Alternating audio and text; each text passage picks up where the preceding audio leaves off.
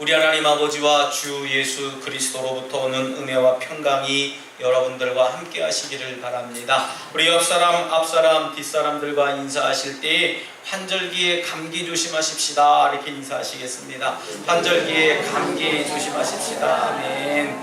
환절기에 감기 조심하시기를 바랍니다. 이 환절기에 감기를 걸리게 되면 꼭 앓을 만큼 알아야 나더라고요. 우리 다시 한 번 더 인사 나누실 때에는 전도의 결실을 위해 기도하며 살아가십시다 이렇게 인사하시겠습니다. 전도의 결실을 위해 기도하시며 살아가십시다. 아멘. 기도하자는 얘기가 들어가면 꼭 우물우물 하세요. 그죠? 네, 인사가 길어서가 아니라 기도합시다, 전도합시다 하면 곧 기도하고 전도는 싹 빼드시고 결실을 맺으십시다 이렇게 지혜롭게 하시는데, 여러분들 기도할 때에 전도가 이루어지고 전도할 때에 기도의 응답이 이루어지는 것인 줄 믿습니다. 다음 주가 우리 감리교회에서 지정하는 교회 기독교 교육 진흥주일로 지정하게 됩니다. 저는 이렇게 기독교 교육 진흥주일을 이렇게 좀 다가올 때마다 교회 학교를 좀 많이 되돌아보고 생각하는 그런 시간이 됩니다. 뭐 교회마다 교회 학교가 있고 없고가 다 있겠습니다만은 우리 덕적도만 해도 우리 본도에 4개의 감리교회가 있는데 이 4개의 감리교회에 한 명씩이라도 교회 학교가 다 있더라고요. 그래서 저는 언젠가 좀 우울한 신문 소식을 좀 접했습니다. 뭔 얘기냐 하면 교회마다 교회 학교가 있는데 교회 학교가 없는 교회가 60%나 달했다라고 하는 아주 우울한 소식이 우리들의 마음을 아프게 했습니다. 우리 용진지방에도 25개의 교회가 있는데 그들 교회 중에서도 이번 여름 성경 캠프, 우리 교육부에서 주관하는 여름 성경 캠프에 참여한 교회는 고작 4개의 교회밖에 되지 않아요. 그 모습을 가만히 보면서 교회가 교회 학교에 투자를 못하고 있구나, 혹은 또 교회에 있는 담임 목사님들이 교회 학교에 비전을 두지 못하고 있구나 라고 하는 그런 생각을 좀 갖게 되었습니다. 우리는 더욱이 다음 세대에 복음을 물려주는 기독교 교육 사역에 최선을 다해야 될 줄 믿습니다. 여러분, 교회에서의 사역들이 모두 중요합니다. 뭐 하나 덜 중요하고 이거는 그 다음에 해도 되고 뭐 이런 것 없이요, 다 중요해요. 하지만 특별히 우리 교회 학교에 관심을 두고 교회 학교의 지원을 우리가 아끼지 말아야 될 줄 분명히 믿습니다. 얼마 전 제가 아까 서두에도 말씀을 드렸습니다마는 국민일보 기사를 읽어봤더니 아주 충격적인 기사가 등장했어요. 무슨 얘기냐 하면 주일날 학원과 교회가 겹치면 어디를 택할 것인가 라고 하는 질문을 했다고 합니다. 물론 여러 가지 리서치 이렇게 좀 조사가 있었겠지만요, 뭐 한정적이기도 하겠지요. 주일날 학원과 교회가 겹치면 차라리 학원을 보내겠다라고 하는 교인들의 수가 절반을 넘었답니다. 뭐 저도 이렇게 좀 많이 놀라지는 않았지만 놀라지 않는 모습들을, 여러분들 모습들을 보니까 참 교회 학교에 관심을 많이 안 갖고 계시구나 생각을 해봅니다. 통탄할 일이 벌어졌어요. 예배보다 학원을 우선시하겠다고 대답한 응답자들 중에서 직분을 살펴봤더니요, 안수 집사님, 우리 장로교에서 말하면 안수 집사님 참 중요한 직분이거든요. 안수 집사님이나 장로 등 중직자가 57%가 넘었답니다. 예, 소리내서 놀라셔도 됩니다. 중직자들이 교회보다 아이들 학원 보낼게요 했던 얘기예요. 초신자들보다도 못한 중직자라고 저는 생각을 했어요. 너무 충격적인 통계 아니겠습니까? 여러분, 예배가 누구와도 바꿀 수 없는 대체 불가능한 것이 아니라 학원보다도 아주 가볍게 취급될 수 있는 땜빵으로 전락되었다라고 하는 겁니다. 눈앞에 보이는 세상의 성공과 출세를 위해서는 예배를 헌신자처럼 버려도 괜찮다라고 하는 그 마인드, 생각을 가지고 있었다는 거예요. 세상의 이익을 위해서라면 언제든지 하나님을 버릴 수 있다라고 하는 그 통계여서 마음이 굉장히 아팠습니다. 하긴 우리 어른들도 주일날 손님이 오거나 자녀들이 와서 어쨌네 저쨌네 하면서 교회를 빠지는 모습들을 보면 누구의 문제라고 하는 것보다도 이미 답을 우리들에게 허락하고 있어요. 여러분, 정신 차려야 됩니다. 분명히 말세예요. 이것이 말세입니다. 뭐 사탄 마귀가 우는 사자처럼 두루다닌다. 아직 안 돌아다니는 것 같은데요, 목사님. 아니요. 여러분들 마음속에 이미 갈팡질팡하고 있다면, 예배를 타협하고 있다면 이미 그것은 사탄이 내 마음을 조종하고 있다는 거예요. 바라기는 우리 독수가족 여러분들은 복음의 가치를 깨달으시기를 부탁드리겠습니다. 예배의 중요성을 아시길 바랍니다. 우리의 인생을 결정하는 것이 내 육신의 이익과 체면, 마지못함에 일어나는 것이 아니라 하나님을 올바르게 알고 신앙을 통해서 다음 세대를 세워가는 일에 최선을 다하는 교회가 되시기를 주님의 이름으로 축복합니다. 오늘 우리에게 허락하신 말씀을 가만히 읽어보면 이 구부로라고 하는 섬이 등장합니다. 뭐 여러분들 익숙치는 않습니다. 우리 성서 지명을 보면 익숙치는 않아요. 저도 이 덕적도에 오기 전까지 인천에 제가 근 30몇 년을 살았었어도요, 제가 임지를 받고선 덕적도라고 하는 곳을 찾아보는데 그때는 인터넷이 지금처럼 핸드폰이 아주 잘 발달되지 않았을 때거든요. 덕적도 하는 곳에 인터넷에 덕적도를 쳐봤더니 정보가 많지 않아요. 지금은요, 핸드폰을 들고 다니면서 덕적도 이렇게 치면은요, 거기에 맛집이 어느 집이 맛있고 또 가면은 어떤 장소가 유익하고 아주 역사적으로 아주 좋은 장소가 있대더라 하는 그 데이터 정보가 딱 등장하게 됩니다.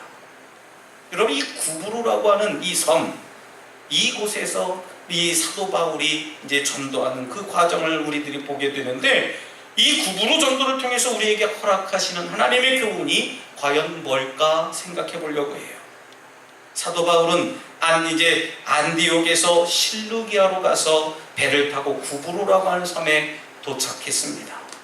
살람이라고 하는 곳에서 복음을 전하고 온 섬을 다니며 바보라고 하는 섬에 또 도착해서 복음을 전도해요. 그야말로 산 넘고 물 건너 바다 건너서 복음을 증거한 겁니다. 그 무엇도 복음을 막을 수 없었기에 가능한 여정이었어요. 이 복음이라고 하는 것은 교회 안에서만 머물러 있으면 절대 안 돼요. 그리고 더욱이 나 혼자만 가지고 있고 내 가정에서만 있으면 안 되는 것이 복음이라고 하는 겁니다. 복음은 나를 떠나 가족과 이웃 그리고 친구와 온 세계 만민에게 전달되어야 하는 것이 복음의 메시지라고 하는 겁니다. 그 누구도 그 무엇도 복음을 막을 수 없는 거예요. 사도 바울은 예수님이 없는 모든 곳이 선교지다라고 고백을 했습니다. 정확한 이야기 아니겠습니까? 예수님이 계시지 않으니까 그곳은 전도지고 선교지다라고 이야기한 거예요. 예수님을 모르는 모든 사람이 전도 대상자인 것을 인식하고 있었던 거예요. 어떤 분들은 저에게 이야기합니다. 전도할 사람이 없어요. 그 이야기는 어떻게 보면 그 동네가 온전히 100% 예수 믿는 사람이라든지 아니면 사람이 정말 없다든지 이 두 가지 뜻 아니겠습니까? 근데 전도할 사람이 없다는 것은 내가 저 사람을 만만하게 봐서 저 사람에게 교회 갑시다 하면 순순히 따라올 만한 사람이 없다고 평가한 거예요. 여러분, 예수님을 모르는 사람이 있다면요, 그 사람이 전도 대상자라고 하는 사실을 믿으시기 바랍니다. 그렇기 때문에 이 북미 땅은 하나님이 우리들에게 허락하신 전도지로서 아주 좋은 요충지라고 하는 거예요. 저와 여러분들이 생명 다하는 그날까지 복음 전도에 힘써야 될 줄 믿습니다. 오늘 본문은 이제 사도 바울 선생님이 1차 전도 여행의 시작을 보여주는 장면입니다. 우리 예수님 이 여행 일정을 세우다 보면 동선을 잘 짜야 여행이 피곤하지 않고 지치지 않아요. 휴가를 가더라도 아니면 잠깐 여행을 가더라도 여기저기 해서 참 유익하게 이제 거점을 잘 정해야지 그 여행이 피곤하지 않습니다. 근데 이 여정을 잘못 짜면은 피곤하기만 하고 갔던 데 또 갔다 오고 굉장히 짜증나고 힘든 여정이 됩니다. 동선을 잘못 선택하면 그 여행은요, 피곤하기만 하고 성과 없는 그런 여행이 되기 마련입니다. 오늘 동선을 한번 보면은 수리아 안디옥이라고 하는 곳에서 출발합니다. 우리 사도 바울 선생님의 그 지도를 제가 인터넷에서 쭉 찾아봤더니 오늘 이렇게 조금 유익한 것이 등장을 합니다. 여러분 한번 이 화면을 한번 봐주세요. 맨 처음에 수리아, 안디옥, 실루기아, 안디옥에서, 안디옥이 두 군데거든요. 수리아라고 하는 안디옥, 그리고 비시디아 안디옥, 이렇게 두 가지가 등장하는데 첫 출발점이 수리아 안디옥이에요. 지금은 이 수리아 안디옥이 아주 여행 금지 구역으로서 아주 힘든 곳입니다. 이슬람 세력들이 아주 많아서 이곳에는 여행 위험 구역이라고 해서 여행을 못 가요. 수리아 안디옥에서 출발해서 실루기아라고 하는 곳을 갑니다. 실루기아에 도착하고 배를 타고 구브로를 지나 살라미, 바보, 또 배를 타고 밤빌리아에 있는 버가라고 하는 도시에 도착해요. 이 버가라고 하는 곳을 거점 삼아서 다시 비시디아 안디옥, 이제 이 터키, 오늘날의 이제 터키 땅이 되겠는데요. 이 터키 땅 안디옥에 갔다가 이고니온을 둘러요. 이고니온을 둘렀다가 루스드라와 더베, 그리고 다시 버가로 갑니다. 버가에 갔다가 아탈리아로 갑니다. 오늘날의 안탈리아라고 하는 곳이죠. 아탈리아에서 배를 타고 다시 안디옥으로 돌아옵니다. 여러분 어떠세요? 갔다가 또 왔다가 여기 또 들렀다가 계속 그곳을 거점 삼지 않습니까? 여러분 이 모습들을 가만히 보면서 왜 그랬을까 생각을 해보면 이 사도 바울은 그곳을 다시 가고 싶었던 거예요. 복음을 증거하지 못했다면 아쉬워서 다시 갔을 거고요. 복음의 확신이 있고 그곳에 정말 좋은 교회가 세워졌다면 그것을 다시금 보고 싶었던 거예요. 여러분 우리 일찍이 감리교 창설자 요한 웨슬리 목사님은 그렇게 얘기를 했습니다.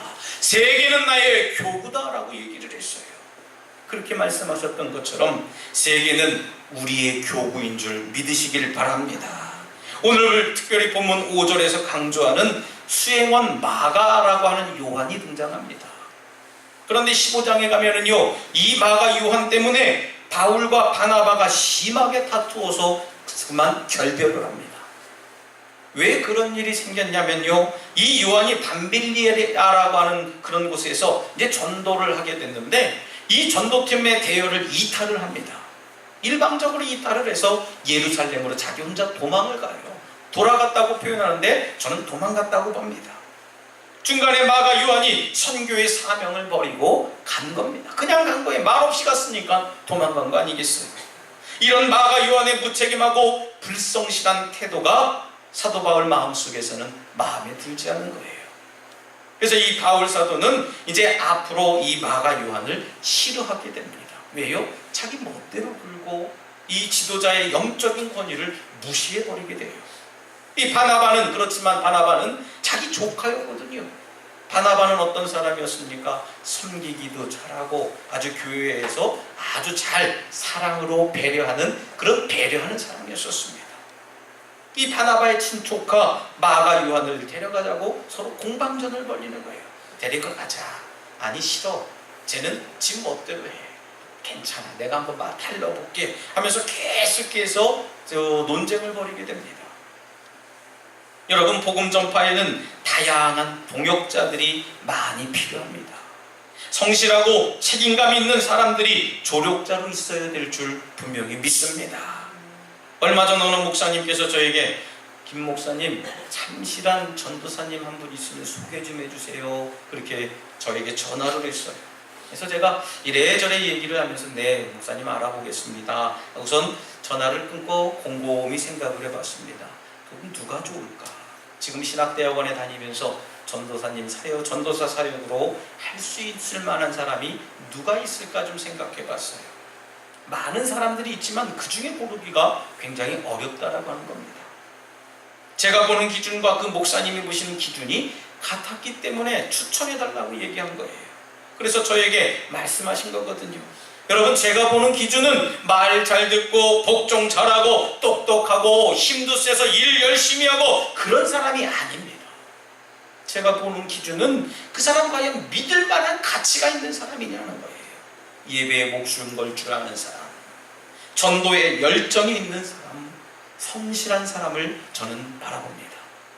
여러분, 전도도 하다가 말고 뭘 해도 늘 핑계만 내는 사람, 책임을 회피하면서 늘 주변 사람들과 환경과 여건과 조건을 탓하는 사람, 그런 사람은 절대 안 된다라고 하는 거예요. 그럼 마가 요한은 왜 중간에 포기했을까요? 이 마가 요한의 변명도 한번 들어봐야 되지 않을까요? 여러 신약학자, 성서학자들의 견해를 종합해 보면은요, 세 가지로 요약해 봅니다. 첫 번째로 박수무당 엘루마를 제압하는 과정 속에서 자기 삼촌이었던 바나바와 바울의 위치가 바뀌었다는 것에 불만을 가진 거다 생각했어요. 우리 삼촌이 먼저가 되어야 되는데 사도 바울이 먼저가 됐거든요. 그러니까 자기 혈육, 팔은 안으로 붙는다고 해서 아이 참, 왜 바울이 먼저가 되어야 돼? 우리 삼촌이 먼저 되어야지. 그런 얘기입니다. 두 번째는 버가라고 하는 도시에서부터 사울이 이제 바울로 이름이 바뀌어지게 됩니다. 그 사울이 바울로 이름이 바뀌어지면서 사실상 선교를 주도하게 돼요. 다시 말씀드리면 영적인 지도자가 되었다는, 리더가 됐다는 거예요. 그것에 대한 불만을 갖게 됐습니다. 아니, 성경적으로 하면 제비를 뽑든지 하고, 아니면 어떻게 실력이 좋은 사람이 하든가 해야지, 저 사람 키도 작고 얼굴도 잘생기지 못하고 성질도 더러운 사람, 그런 사람이 무슨 지도자가 되겠느냐, 불만을 잡은 거예요. 마지막 세 번째는 어떤 불만이 있었냐면 앞으로 사역에 대한 불만과 두려움이 생기기 시작했어요. 어디 도시를 가도 환영을 받기는커녕 늘 반대하는 세력이 있었거든요. 심지어는 매드 맞을 때도 있었고요, 침뱉음을 당할 때도 있었어요. 심지어는 감옥에 갇히는 일까지 감수해야 됐었습니다. 이런 여러 가지 사역에 대한 불만과 두려움이 있었기 때문에 이 마가 요한이 마음속에 불만을 가지고 도망가겠다라고 학자들이 표현했습니다. 여러분, 만약에 첫 번째, 두 번째가 문제라면 당사자 바나바는 가만히 있는데 조카인 마가 요한이 더욱 자존심이 상했냐? 조금 생각해 볼 문제라고 저는 생각해 봤습니다. 겸손하고 남을 더욱 세우는 일에 열심을 냈던 바나바에 비해서 조카 요한은 너무 자기중심적이고 교만한 사람이었다 평가할 수 있는 거예요. 여러분, 교만한 것은 복음 전파의 장애물밖에 되지 않습니다. 자존심이 무너져야 주존심이 살아나는 줄 믿습니다. 만약에 이 세 번째, 앞으로 사역에 대한 불만과 두려움이 있었다, 불안과 두려움이 있었다면, 그것이 문제였다면 그것은 혼자만의 문제가 아니라 이 팀원 자체들의 문제였다라고 하는 거예요. 이 세 사람 모두가 이것을 겪을 일일 텐데 혼자만 살겠다고 도망간 건 무책임한 행동 아니겠습니까? 여러분, 복음을 전하는데 자존심을 죽이고 불평과 불만을 내려놓고 합심해서 서로 격려하며 하나가 되어야 되는데 그러지 못했다라고 하는 거예요. 여러분, 특별히 선교지에서는 누가 더 높은지 혹은 누가 주도권을 가지고 사역하는지 그런 다투다가 선교는커녕 오히려 하나님의 이름을 먹칠하게 하는 경우가 너무나 많다는 겁니다.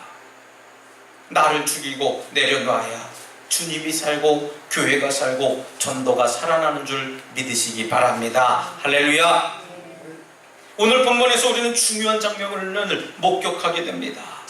복음 전도에는 방해나 핍박이 언제나 따라온다라고 하는 거예요. 여기 마술사, 거짓 선지자 엘루마라고 하는 사람은 바울과 바나바를 대적해서 총독이 믿지 못하도록 자꾸 방해 공작을 세웠어요. 이런 대적과 방해를 이겨내는 비결이 뭡니까? 그것을 못 만나게 하고 무력을 다 행사하는 것이 아니라 우리가 바로 성령 충만함을 받아야 될 줄 믿습니다. 여러분, 성령 충만해야 담대함과 분별력이 생기는 거예요. 담대함과 분별력이 있어야 우리의 대적이 사람이 아니라 그 배후에 있는, 그 배후 속에서 역사하는 마귀인 줄을 깨닫게 되는 겁니다. 성령 충만하지 못했기 때문에 사람이 마귀처럼 보여져요. 마귀가 그 속에 들어가서 역사하고 괴롭히고 있음에도 불구하고 여전히 그 사람이 미운 겁니다. 여러분, 성령 충만해야 복음을 막는 마귀를 대적해서 이길 수 있는 줄 믿으시기 바랍니다. 복음의 대적이 가진 그 특징 뭡니까? 오늘 10절에 소개하는데 4가지로 소개합니다. 첫 번째로 모든 거짓과 악행이 가득한 사람, 두 번째로 마귀의 자식들, 세 번째로 모든 의의 원수, 네 번째로 주의 바른 길을 굽게 하는 자, 그런 것들이 복음 전도의 방해자라고 얘기를 했어요. 이런 악한 마귀와 그 추종자들의 방해를 이기고 복음 전파에 매진하는 비결이 뭡니까? 바로 성령 충만함이라고 하는 사실입니다. 여러분들 중에는 혹시 내가 진짜로 성령 충만함을 받으면 어쩌지 하며 겁먹는 분들도 계시지요. 혹시 성령 충만함을 받을까봐 겁이 나서 예배도 빠지고 기도도 안 하고 성경도 안 배우는 일이 없으시기를 주님의 이름으로 부탁드리겠습니다. 아마 성령 충만함을 받으면은 내가 어떡하지 할까 봐서 아마 그러지는 않으실 것 같아요. 오직 성령의 역사로만 우리의 모든 환경을 뛰어넘고 핍박을 이기고 마귀의 끈질긴 방해를 이겨낼 수 있는 줄 믿으시기 바랍니다. 여러분, 성령 충만해서 복음을 전했더니 이들에게 어떤 역사가 일어났습니까? 복음을 전했더니 전도자의 삶이 바뀌어졌어요. 전도는요, 최악의 인생을 최고의 인생으로 바꿔주는 역사가 있습니다. 살인하는 사람이 사람을 살리는 사람으로 바뀌어졌어요. 이보다 더 큰 변화가 어디 있습니까? 교만의 극치였던 사울이 가장 겸손한 바울로 변화된 거라고 하는 겁니다. 그래서 전도는 인생 최고의 축복이라고 하는 겁니다. 할렐루야! 전도가 인생 최고의 축복이에요. 바울은 원래 세상의 철학을 최고의 지식으로 자랑하고 있었던 사람이었습니다. 그런데 그 바울이 부활하신 예수님을 인격적으로 만나고 복음을 내 마음속에 영접한 다음에 그 복음이 최고의 지식임을 자랑하는 사람으로 변화되었던 겁니다. 전도는 인생을 통째로 바꿔놓는 위대한 역사예요. 사랑하는 우리 독수가족 여러분들 중에서도 전도해서 사울이 바울이 되었다는 간증이 많이 나오시기를 주님의 이름으로 축복합니다. 전도했더니 내 삶이 달라졌어요 하는 그런 간증이 본물처럼 터져 나오시기를 축복합니다. 여러분, 진정으로 여러분들의 인생이 변화되고 살아나고 회복하고 싶으십니까? 정말 새로운 인생을 여러분 살고 싶으십니까? 전도하시기 바랍니다. 그러면 사울이 바울이 되는 인생 대역전이 일어나는 것을 보시면서 하나님께도 신실함을 인정을 받고 하나님께 귀한 상급을 받게 되시는 줄 다시 한번 믿으시기를 주님의 이름으로 축원합니다. 이 시간 함께 잠시 결단의 기도를 드릴 때 주님, 저희들이 한 영혼을 천하보다 귀하게 생각하기를 원합니다. 복음을 전하는 전도자가 되게 성령 충만함을 받게 하여 주시옵소서라고 잠시 결단의 기도를 드리겠습니다. 할렐루야. 사랑과 내가 충만하신 하나님, 저희들 심령 가운데에 전도하는 영을 갖게 하여 주시옵소서. 성령 충만함을 받게 하여 주셔서 하나님 아버지 앞에 또 믿지 않는 이들에게 복음을 말하게 하시고 저희들 신앙의 고백을 통하여서 살아계신 하나님을 온 세상에 증거하고 전하는 삶을 살게 하여 주시옵소서. 저희들 삶이 변화되어지길 원합니다. 주님 말씀으로 변화되게 하여 주시옵시고 내 삶이 전도함으로 축복받는 인생이 되게 하여 주시옵소서. 온전히 하나님께 모든 것 맡기며 살아가길 원합니다. 신실하신 하나님 바라보며 나가게 하여 주시옵소서. 아버지 믿습니다. 전능하신 하나님 감사합니다. 저희들에게 귀한 음성을 들려주시고 복음을 알게 하시니 감사합니다. 그러나 바라기는 주님, 이 복된 복음을 나 홀로만 알고 느끼고 누리는 것이 아니라 내가 그토록 아끼고 사랑하는 내 가족들, 내 자녀들, 내 이웃들과 함께 알았으면 좋겠습니다. 저들을 위해 눈물을 흘리며 기도하는 자들이 될 수 있도록 저희들을 인도하여 주시옵소서. 이제부터 복음을 전하는 전도자의 마음을 갖게 하시고 영혼 구원을 위해 앞장서 나가는 거룩한 삶이 되게 하여 주시옵소서. 예수님 이름으로 기도드리옵나이다. 아멘.